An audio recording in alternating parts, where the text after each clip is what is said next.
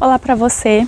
Quando você passa por uma situação, seja uma situação muito legal, muito boa ou muito difícil, normalmente onde que você aprende mais ou você tira mais lições? A gente consegue tirar lições de situações boas? E nas situações difíceis, será que a gente extrai mais lições? Principalmente quando o assunto ele é muito sério, quando se trata da fome, por exemplo. É sobre isso que eu quero falar nesse vídeo. Convido você a ficar até o final dele, vamos ver o que a palavra de Deus fala pra gente sobre isso hoje, que lições a gente pode aprender e no final do vídeo a gente vai fazer uma pequena partilha. Fica comigo. Olá pessoal, eu sou a Jaque, esse é o canal de leitura da Bíblia, de Volta à Essência. Todos os dias tem aqui uma leitura preparada para você, onde a gente faz um pequeno devocional, a gente tira ali uns minutinhos para falar com Deus, para aprendermos um pouquinho da sua palavra. Então, esse conteúdo foi pensado para você. Você que tem dificuldade, às vezes, de ler a Bíblia, que acha que é difícil, ou você que, às vezes, é novo na fé, está chegando agora, conhecendo Jesus agora, esse pode ser o seu start, esse pode ser seu ponto de partida de crescimento e maturidade na fé cristã. Então, esse canal foi pensado com muito carinho. Você pode se inscrever nele, ativar as notificações para não perder os avisos. Como todo dia tem vídeo, todo dia o YouTube vai te avisar quando o vídeo chegar. E aos sábados também, com uma temática um pouquinho diferente. Você que gosta de louvor, vai ter louvor também, né? Eu preparei alguns louvores na sala da minha casa mesmo, caseiros, assim, com a ideia só da gente cantar e adorarmos a Deus juntos. E eu quero convidar você para vir comigo e adorar o Senhor também dessa forma. Mas hoje o tema vai ser sobre o devocional, o tema vai ser a leitura da palavra. Então pega lá a sua Bíblia, pega lá se ela está na cabeceira, mesmo que ela seja uma Bíblia antiguinha, pode trazer ela, não importa, e nós vamos ler juntos a porção que Deus tem para nós hoje. Antes da leitura, vamos falar com Deus e pedir a Ele sabedoria para o tema que Ele vai falar com a gente hoje. Pai, em nome de Jesus, eu peço ao Senhor que nos visite nesse dia, fale conosco, perdoa os nossos pecados, as nossas falhas e nos ensina o Teu caminho, nos ensina, Senhor, as Suas palavras. Que a Tua palavra nos transforme completamente de dentro para fora, nos dando um coração ensinável, obediente, um coração temente e fazendo de nós, ó Deus, novas criaturas, novas pessoas. Senhor, que a Tua palavra nos transforme, porque ela não volta vazia, mas ela cumpre o propósito pelo qual ela foi lançada. É o que eu peço, Senhor, e te agradeço em nome de Jesus. Amém. Amém, gente. Vamos lá. Peguem as suas Bíblias. Vamos ler a palavra de Deus hoje em Gênesis 47. Aqui só dando um pouquinho de contexto, a gente está no livro de Gênesis, estamos já acabando, nós estamos no momento em que Jacó chega ao Egito, ele se reencontra com José e passa a morar agora ali no Egito, em um período muito difícil de fome. Então vamos ver o que o texto está falando para a gente hoje. Então José foi e informou ao faraó: o meu pai e meus irmãos chegaram da terra de Canaã e estão na terra de Gósen, com suas ovelhas, seus bois e tudo o que tem. E levou 5 de seus irmãos e os apresentou ao faraó. Então o faraó perguntou a esses irmãos de José: qual é a vossa ocupação? E eles lhe responderam: nós, teus servos, somos pastores de ovelhas, tanto nós como os nossos pais. Disseram mais ao faraó: viemos viver algum tempo nesta terra, porque não há pasto para os rebanhos de teus servos e porque a fome é severa na terra de Canaã. Agora rogamos-te que permitas que teus servos habitem na terra de Gósen. Então o faraó falou a José: teu pai e teus irmãos vieram a ti. A terra do Egito está diante de ti. Faze teu pai e teus irmãos habitarem no melhor da terra, que habitem na terra de Gósen. E se conheces homens capazes entre eles, coloca-os como pastores do meu gado. Então José trouxe Jacó, seu pai, e o apresentou ao faraó, e Jacó abençoou o faraó. Então o faraó perguntou a Jacó: quantos são os anos de sua vida? E Jacó respondeu-lhe: o tempo das minhas peregrinações são 130 anos. Poucos e maus têm sido os dias dos anos da minha vida. Não chegaram aos dias dos anos da vida dos meus pais nos dias das suas peregrinações. E Jacó abençoou o faraó e saiu da sua presença. José deu morada a seu pai e a seus irmãos, dando-lhes propriedades na terra do Egito. no melhor da terra, na terra de Ramessés, conforme o faraó havia ordenado. E José deu sustento a seu pai, a seus irmãos e a toda a família de seu pai, segundo o número de seus filhos. Não havia mantimento em toda aquela terra, porque a fome era muito severa, de modo que a terra do Egito e a terra de Canaã desfaleciam por causa da fome. Então José arrecadou toda a prata que havia na terra do Egito e na terra de Canaã, dada pelo trigo que compravam, e levou-a à casa do faraó. Quando acabou a prata na terra do Egito e na terra de Canaã, todos os egípcios foram a José pedindo: dá-nos sustento, haveríamos de morrer diante de ti, porque não temos mais prata? José respondeu: trazei o vosso gado, se não tendes mais prata, e vos darei sustento em troca do vosso gado. Então trouxeram o gado a José, e ele lhes deu sustento em troca dos cavalos, das ovelhas, dos bois e dos jumentos, e deu-lhes sustento aquele ano em troca de todo o gado.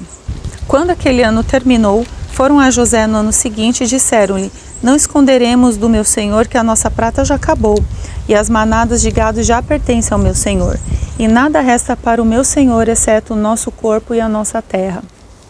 Por que haveremos de morrer diante dos teus olhos, tanto nós como a nossa terra? Compra a nós e a nossa terra em troca de sustento, e nós e nossa terra seremos escravos do faraó. Dá-nos também semente para que sobrevivamos e não morramos, e para que a terra não fique desolada.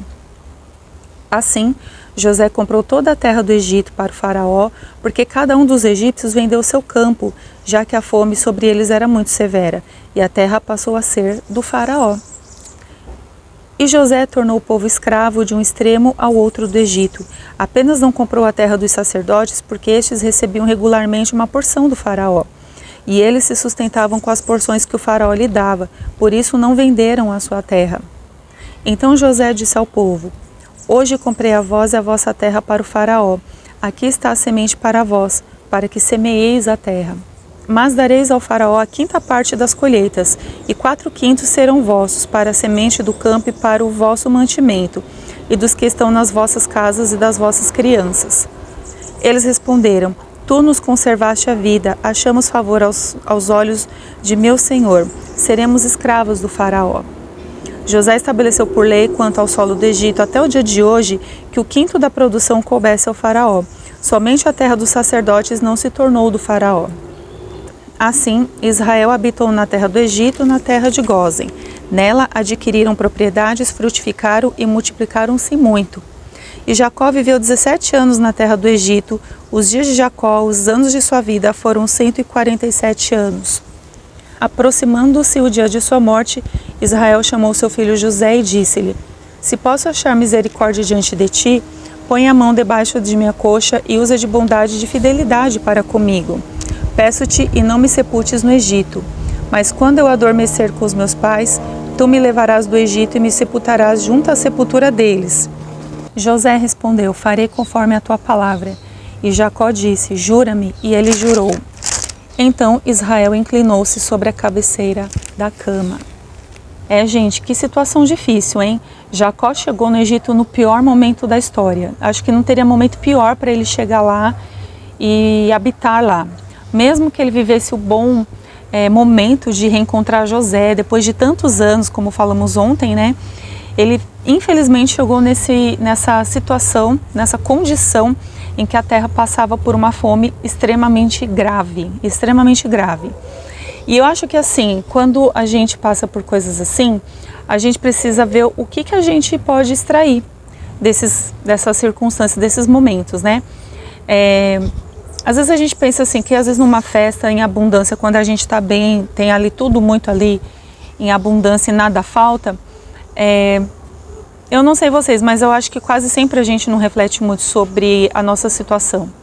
A gente começa a ter algumas reflexões quando as situações difíceis vêm, como uma doença, um desemprego, uma quebra de relacionamento, um luto. Aí a gente parece que para pensar e ver o porquê estamos passando por aquilo e se tem alguma lição para tirar dali. Quando a gente não reclama, a gente questiona Deus, né? E pegando esse gancho aqui de Jacó, quando ele chega no Egito, ele é levado à presença de Faraó. E é interessante que ele podia ter falado ali para Faraó, ele podia ter reclamado alguma coisa, né? Porque quando Jacó chega com os filhos para José, eles já estão no segundo ano da fome. Então, pelo menos 1 ano ou 1 ano e meio, quase 2, eles já estavam sendo impactados pela fome. Eles poderiam já chegar reclamando. Mas a primeira lição aqui que eu vejo é que naquela oportunidade que Jacó teve, ele abençoou o Faraó. Ele abençoou a maior autoridade daquele tempo, gente. Então eu acho que é assim, acho que a lição que dá para levar daqui é quando a gente passa por coisas assim, nós somos colocados diante de pessoas que têm alguma autoridade, algum poder, a gente abençoar aquela pessoa, a dona daquela situação. E não questionar, não reclamar, sabe? Ter um coração de gratidão. Eu acho que Jacó teve isso, apesar de todo o sofrimento ali que ele viveu, né? Vamos lembrar que por 22 anos ele não via José, né? Então ele estava sofrendo. E aí já vem a fome também para agravar. Mas na primeira situação, na primeira oportunidade que ele teve, ele foi lá e abençoou o Faraó, né? E assim, uma segunda lição que eu pego nesse texto, que eu acho que assim às vezes a gente pode até falhar um pouco nisso, é a posição de José. Porque olha só, a Bíblia fala assim que José, ele manteve, né? Ele foi, digamos, a pessoa mantenedora ali do pai e da parentela durante aquele período de fome. Então assim, todos os egípcios estavam sendo impactados. Para José não ia faltar nada, para a família dele não ia faltar nada. Ele era um governador, ele estava numa posição privilegiada.